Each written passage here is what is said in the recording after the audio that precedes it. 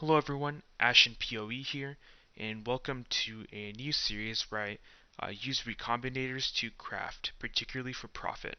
So in this first installment, we are going to be crafting high life, high chaos res, high elemental resistance, Stygian Vises, and we're going to begin this process by obviously using recombinators and using a favorite strategy of mine, which is to transplant fractured mods from one bad base to another good base. So in this case, we're going to be transplanting T1 Fractured Life onto our Stygian Vises. So if you guys did not know, there are some ways where you can optimize the chance of your recombinator hitting. So in this case, what we really want to do is we want to get two prefixes that are identical to each other on each base. So basically, in this case, we're going to be going for probably something like mana and energy shield as a prefix on each of the two belts, in addition to that fractured life mod that we have.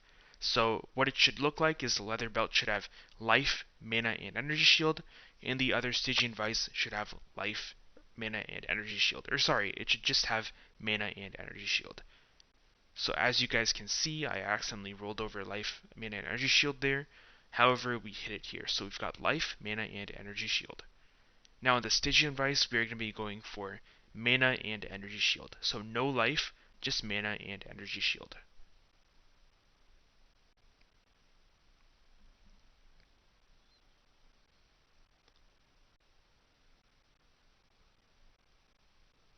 Perfect, so we can bench craft mana on, and once we do that, on the Stygian we will have two prefixes, they will be mana and energy shield. And now this basically gives us 83% chance to keep our fractured life and 42% chance to keep our fractured life and to get the correct Stygian Vice base. And 40% chance for something's valuable is honestly pretty good odds, and I'm going to definitely take them. And just for future reference, guys, I will be posting in the comments. I'll be posting more information about how you can actually check the odds of your recombinator hitting based on various crafting techniques. Alright, so I'm getting ready to recombine. Once again, I've got energy shield and mana on both items, and then I've got that fractured life mod. And this basically, once again, is there to maximize my odds of hitting the fractured life and keep the Stygian Vice. Alright, so I just hit it first try. I've got that, the fractured mod on the Stygian Vice just as I wanted. Next thing I'm going to be doing is I'm going to be catalysting it up with prismatic catalyst to make sure that I can easily get high resistances on this item. So the first thing you want to do here is scour the item before you catalyst it. Just because catalysts are really expensive, this will save you about 70C in the process. So make sure you always scour and bring it down to a magic item before you apply your catalysts. Okay, now we've got our catalysts on, and we are going to start rolling with uh, Essences of Envy. And basically what these will do is they will give us T1 Chaos Res, and hopefully our goal here is to hit either T2 or T1 elemental resistance and an empty suffix so that we can get tri-elemental resistance, and we can also get Chaos Res.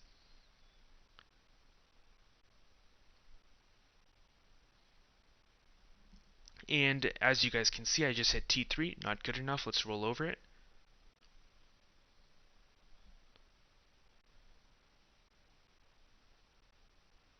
Alright, I've got T2 Fire Res, I've got a suffix, and I've got Chaos Res. So our goal here is going to be to annul that life regen so that we can craft on more res.